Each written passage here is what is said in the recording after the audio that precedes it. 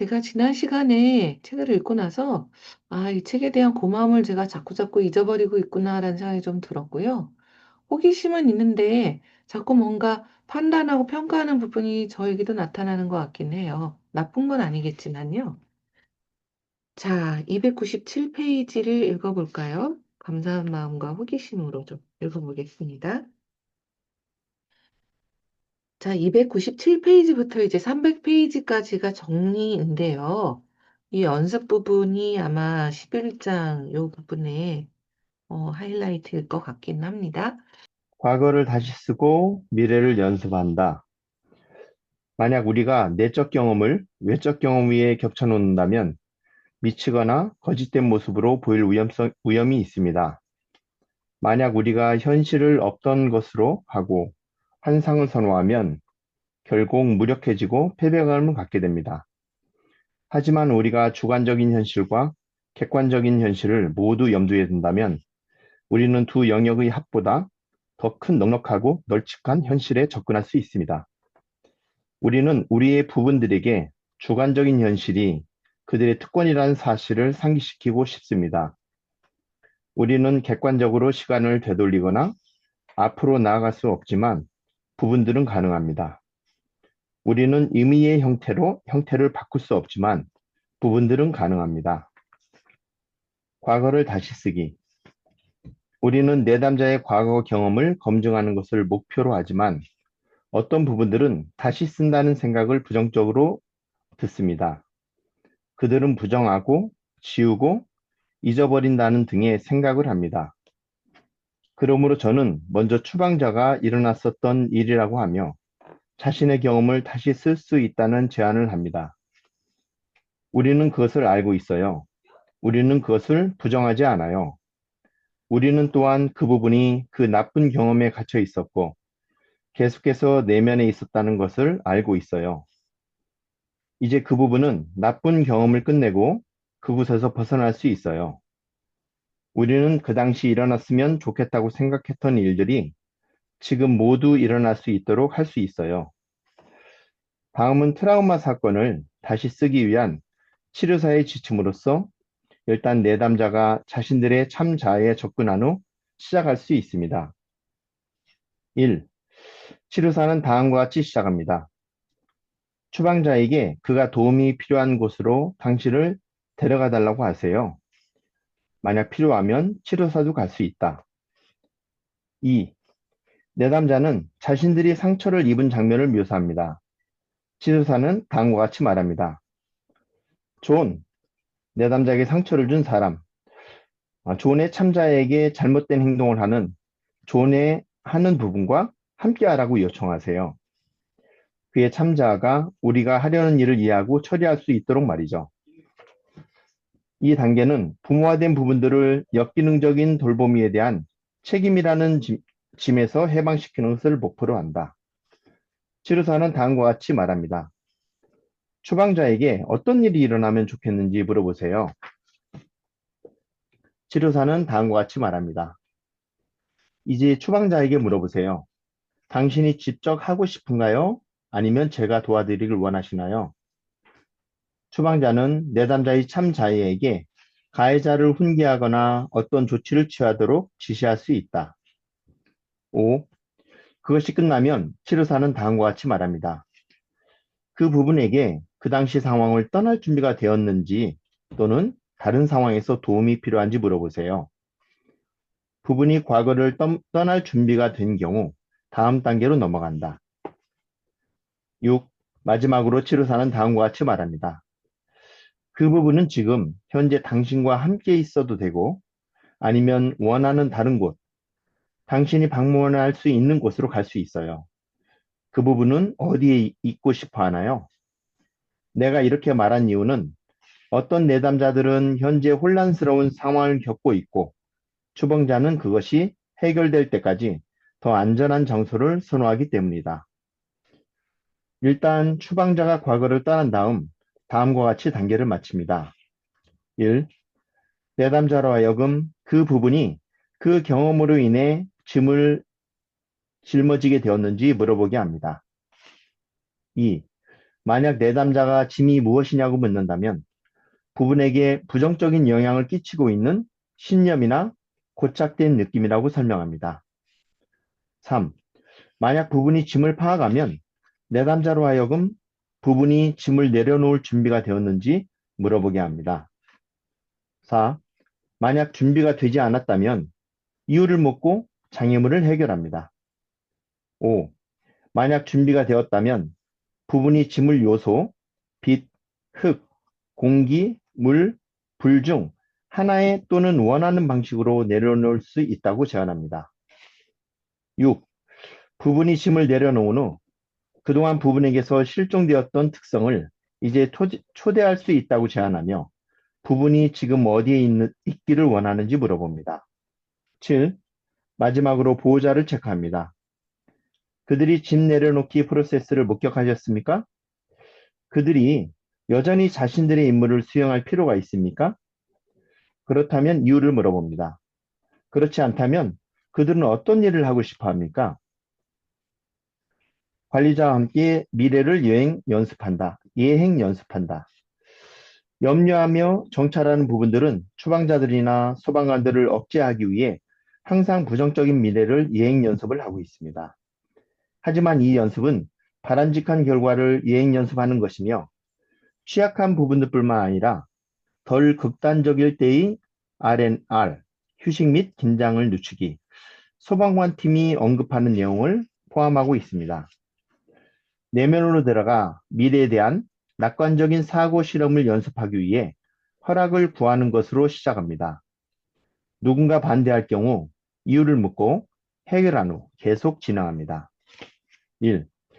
일단 당신이 이 사고 실험을 할 수 있도록 허락을 받으면 정찰하는 관리자들, 나쁜 결과를 예상하는 부분들을 습관적으로 활성시키는 문제나 우려 사항을 찾아냅니다. 2.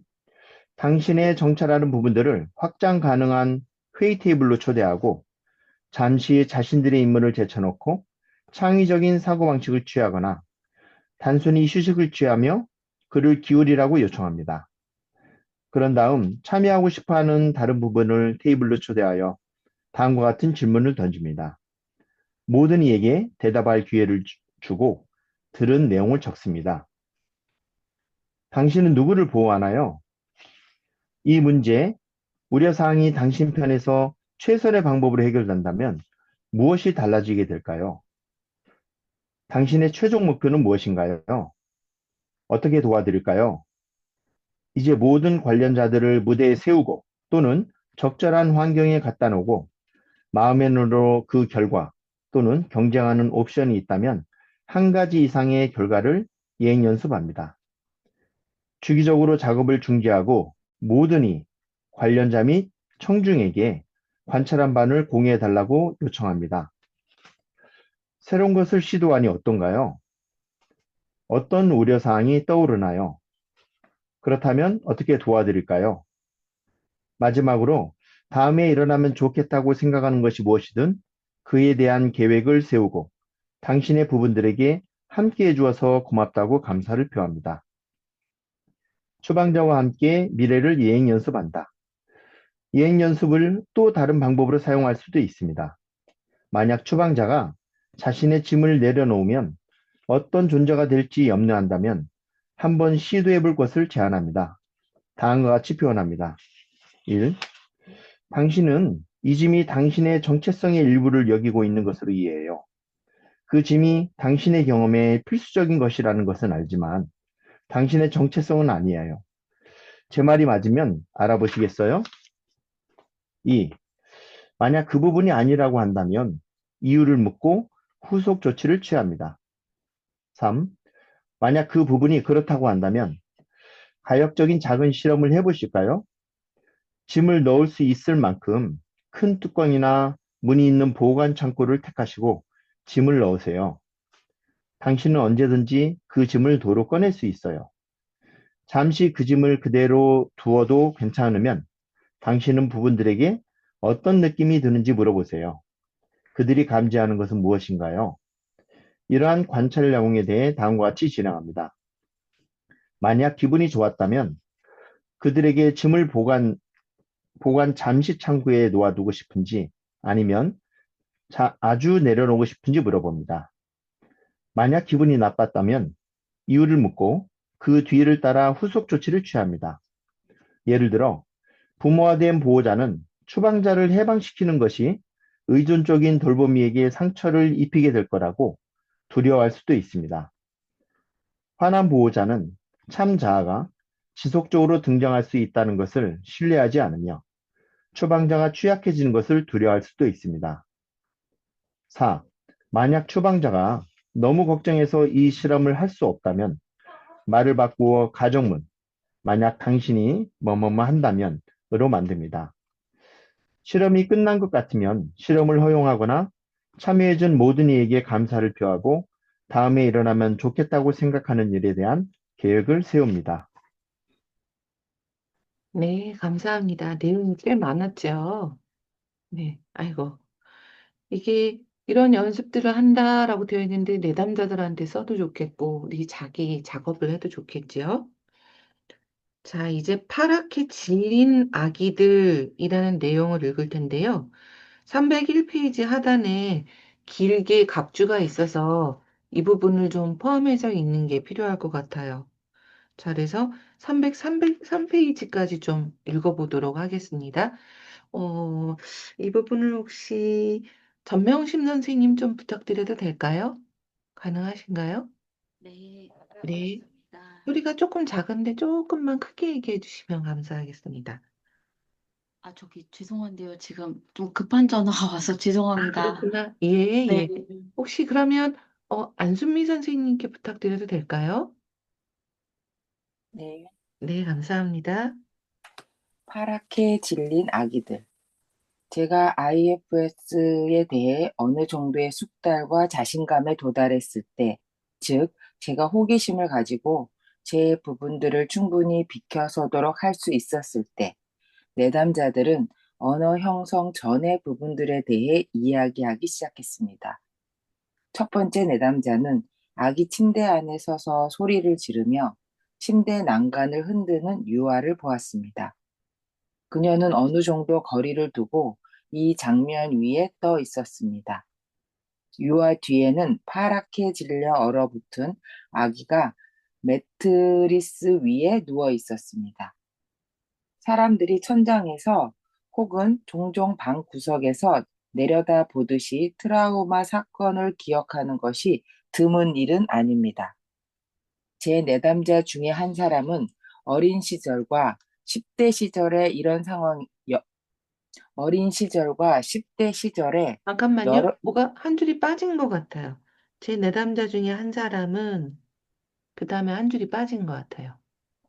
제 내담자 중에 한 사람은 녹음과 재생의 두 부분으로 된 팀을 가지고 있었는데 그 팀은 그녀가 어린 시절과 10대 시절에 여러 상황에서 어떤 감정이나 소리도 없이 윗사람으로부터 성적으로 그리고 신체적으로 폭행당하는 것을 보여주었습니다. 각주로 넘어갈까요? 네, 내가 각주를 좀, 내담자의 네, 네, 네. 예, 내가 내담자에게 이 구절을 읽고 책에 포함시켜도 될지 결정해 달라고 하였을 때 그녀는 다른 사람들을 도울 수 있는 기회를 준 것에 대해 감사하다고 대답하며 내게 IFS 치료에서 자신의 부분들이 어떻게 나타나는지에 대해 좀 더 자세히 기술해 달라고 부탁하였다. 그녀는 분명히 갓난아기 시절부터 아버지와 다른 장교들이 포함된 군대 내 아동 성범죄 조직에 의해 성폭행과 고문을 당했다.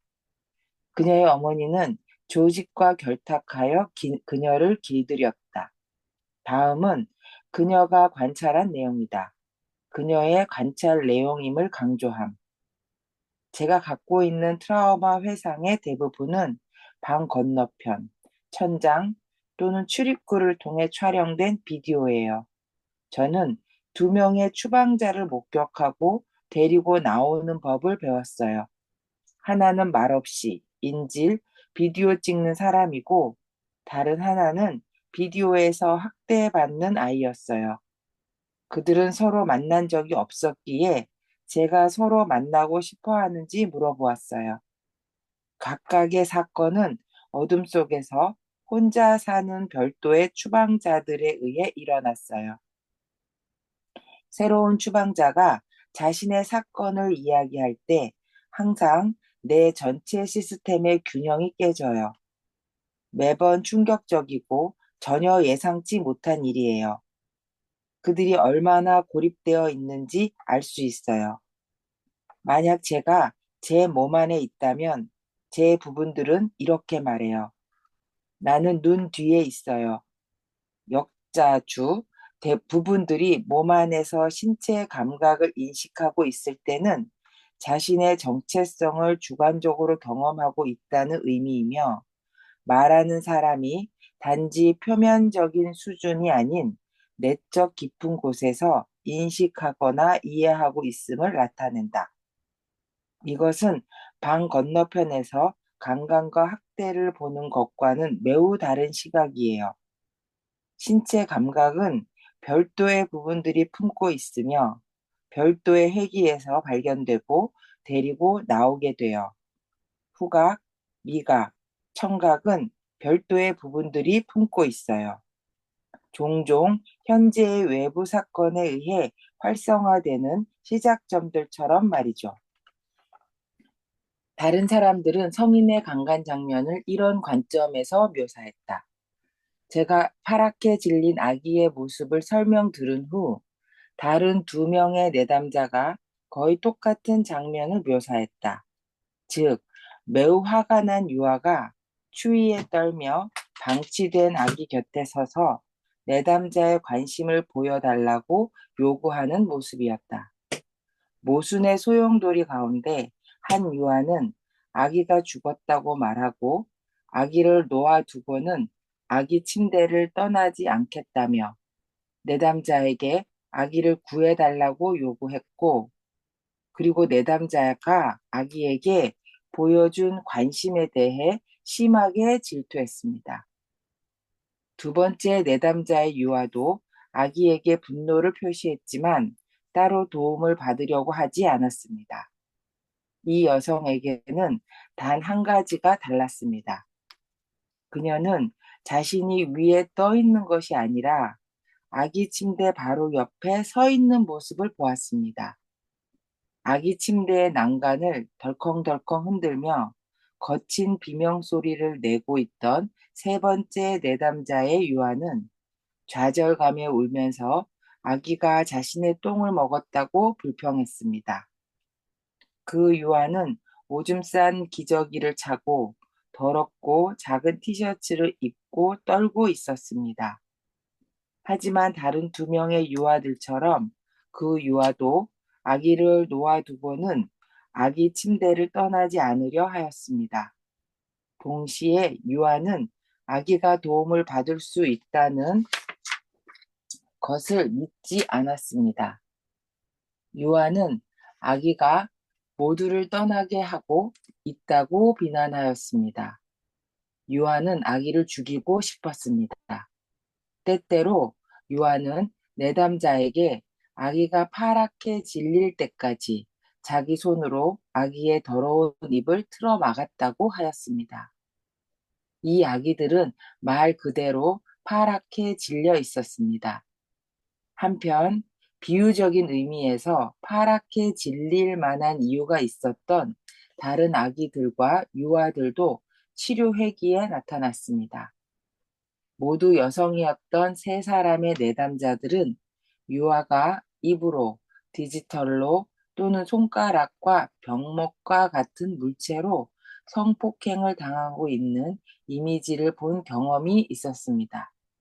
이것은 아마도 사건이 일어나던 시기에 목격하였던 부분이 보여주는 이미지이거나 기억과 갓난아기의 두려움에 접근할 수 있었던 나이 먹은 부분이 보여주는 이미지인 것으로 보입니다.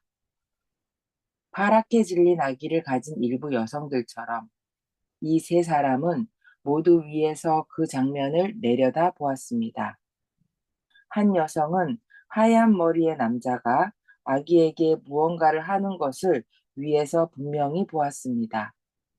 다른 여성은 위에서 그리고 뒤에서 검은 머리의 남자를 보았고 이어서 천장을 빤히 올려다보는 아기를 폭행하는 그의 손가락과 혀가 클로즈업 되는 장면을 보았습니다.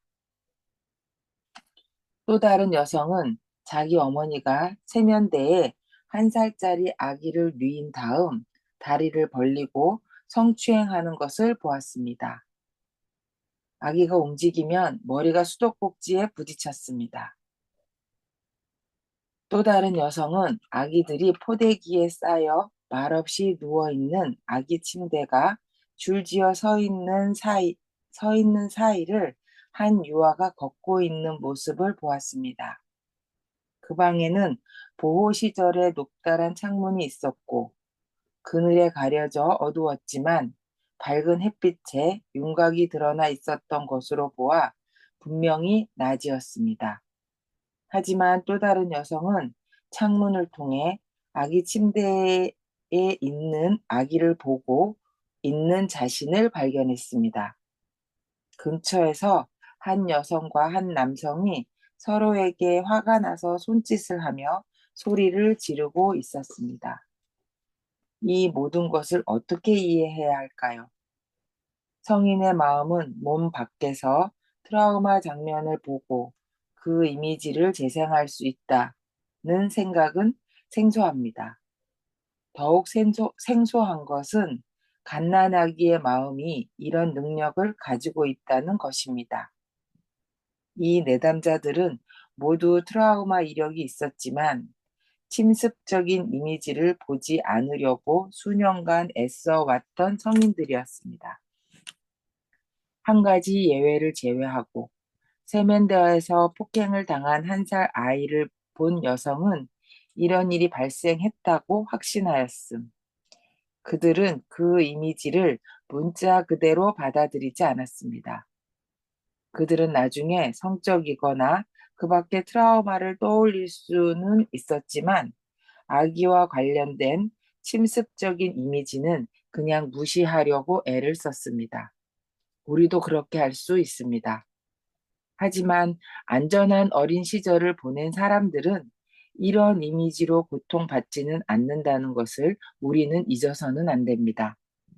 그런 점에서 어린 시절의 성적 트라우마, 방치 또는 폭력을 경험한 대다수의 내담자들도 그런 이미지로 고통받지는 않습니다. 저는 우리가 언어 형성 전 경험과 마음의 능력에 대해 아직 이해하지 못하는 것이 무엇인지 궁금해하고 있습니다. 어쨌든 IFS 치료에 등장하는 추방된 아기들은 단순한 욕구를 가지고 있습니다.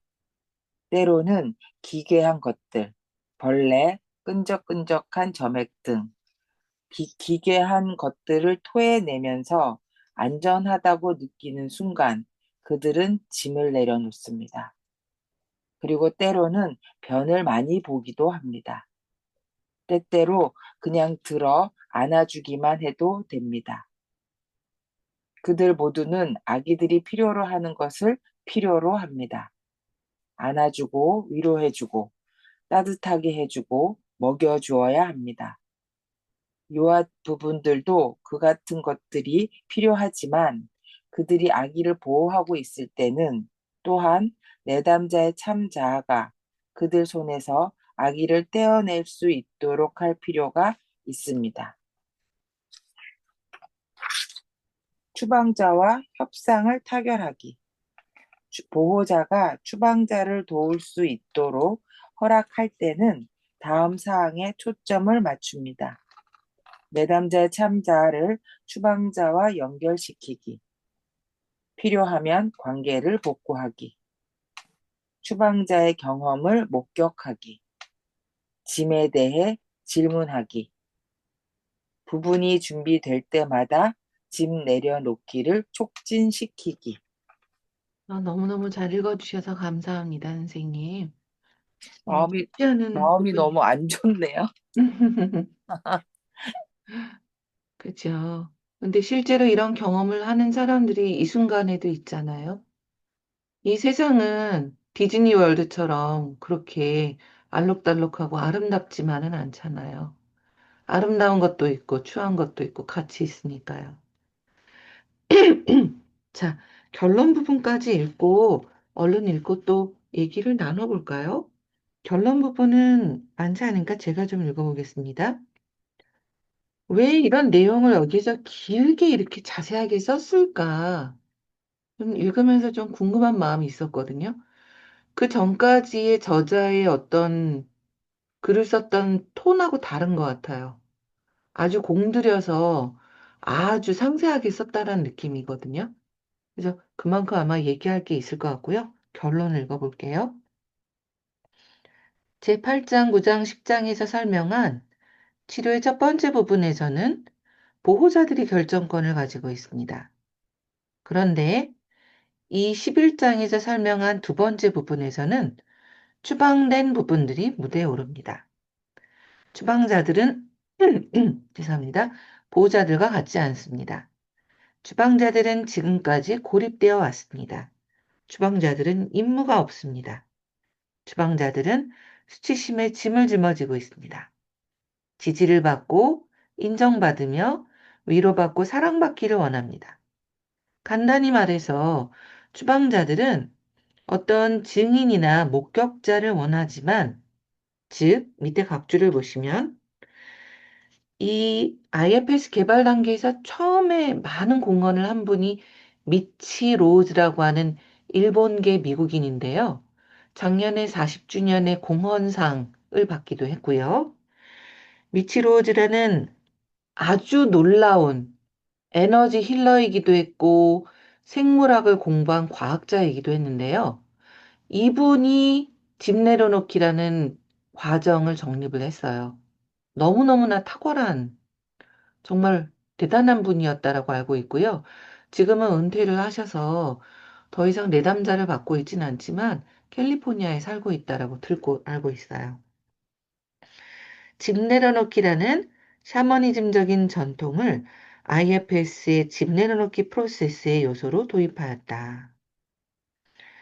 마빈 게이는 나중에 롤링스톤즈와 함께 브라이언 홀랜드, 라몽 도지어, 에디 홀랜드가 작곡한 노래 공연에서 증언해 주실 분 계신가요? 청중으로부터 동의를 끌어내기 위해 사용하는 보여, 동의 좀 해주세요. 라는 구절을 유행시켰다. 그러나 이 구절은 아프리카계 미국인 교회에서 설교하는 이가 전체 회중으로부터 긍정적인 동의를 요청하는 것에서 유래된 것이다. 즉, 이런 목격하고 어떤 동의를 하고 이런 것이 집 내려놓기에 들어간다라는 의미인 거죠. 자, 계속 좀 읽어보겠습니다. 간단히 말해서 그들은 어떤 목격하는 증인을 원하지만 추방자 모두가 같은 식으로 목격될 필요는 없습니다. 어떤 추방자는 참나에게 정확히 어떤 일이 일어났는지 보여주고 싶어 하고, 그때는 한 회기 이상이 필요할 수도 있습니다. 무서운 상황 가운데 갇힌 추방자들은 종종 그 순간들을 다시 쓰고 남아있는 감정이 있다면 또 해소시킬 필요도 있습니다. 그 밖에 다른 추방자들은 그저 내담자가 자신들의 경험을 이해한다는 것에 만족하면서 과거에서 즉시 벗어나고 싶어 합니다. 이때의 내담자는 참나겠죠. 일단 추방자가 현재로 오게 되면 우리는 내담자에게 두 가지 질문을 하도록 안내합니다. 그 부분은 그 경험으로 인해서 어떤 짐을 지게 되었나요? 그리고 그 부분이 짐을 내려놓을 준비가 되어 있나요? 만약 추방자가 짐을 내려놓을 준비가 되어 있다면 빛, 흙, 공기, 물 또는 불의 요소를 포함하는 제스처나 의식이 많은 사람들이 찾는 옵션입니다. 저는 물론 다른 것들도 여기서는 할 수 있다고 얘기를 해줍니다. 만약에 어떤 내담자들은 자신들만의 어떤 리추얼을 만들고 싶어 합니다. 추방자가 결정해야 합니다. 만약 주방자가 회기 말미에 짐을 내려놓을 준비가 되어 있지 않다면 그 다음 회기까지 그 짐을 창고에 보관하고 다음 회기에 계속할 것을 제안해도 됩니다. 만약 주방자가 짐을 내려놓는다면 내담자는 기분이 어떻냐? 라고 그 부분에게 물어보고 다음과 같이 제안하면서 협상을 타결합니다. 이제 네가 공간을 확보했으니까 앞으로 어떤 특성이 좀 필요할까? 그걸 좀 초대해 볼까? 이런 식으로 내담자의 참나가 주방자에게 물어보는 거죠. 만약 짐을 내려놓은 후에 짐을 또다시 짊어지게 된다면 이런 경우도 뭐 발생할 수 있는 거죠. 끝내지 못한 일에 대한 어떤 일반적으로 반갑진 않지만 하여튼 중요한 정보가 됩니다. 인기, 인내, 끈기, 그리고 탐구. 이런 어떤 참나에 해당하는 마음을 가지고 짐 내려놓기에서 계속적으로 탐구를 해나갈 때 궁극적으로 성공을 할 수 있게 되는데요. 이런 것들이 필수 요소가 되죠. 그렇긴 하지만 많은 경우 짐 내려놓기는 오래 지속되며 쉽고 간단하게 이루어집니다. 모든 경우에서 집 내려놓게 하면 돌아올 거라고 생각하지는 않으셔도 됩니다. 쉽게 끝나버리는 경우도 상당히 많아요. 주방자는 과거를 떠나 제약된 것을 벗어버리고 어떤 거짓된 것들이 들러붙어 있는 것들을 떼어내고 끈적끈적 붙어 있는 것들을 제거하고 묻어있는 진흙 같은 걸 씻어내고 무거운 돌이든 배낭은 버려버리고 어떤 수치스럽게 느끼는 거짓된 정체성은 던져버리고 스스로에게 수치감을 불어넣는 어떤 신념이 있다면 그걸 불태워버리고 안대감을 찾습니다. 그건 참 좋겠죠? 보호자는 지켜보면서 자신들의 임무를 때로는 점진적으로 내려놓습니다. 그동안 하던 임무를 다 내려놔도 큰일이죠. 이 보호자들이 사라지거나 그러는 게 아니니까 임무는 필요하죠. 하지만 과도하게 하지 않을 수 있도록 임무를 점진적으로 내려놓을 수 있게 되는 거죠.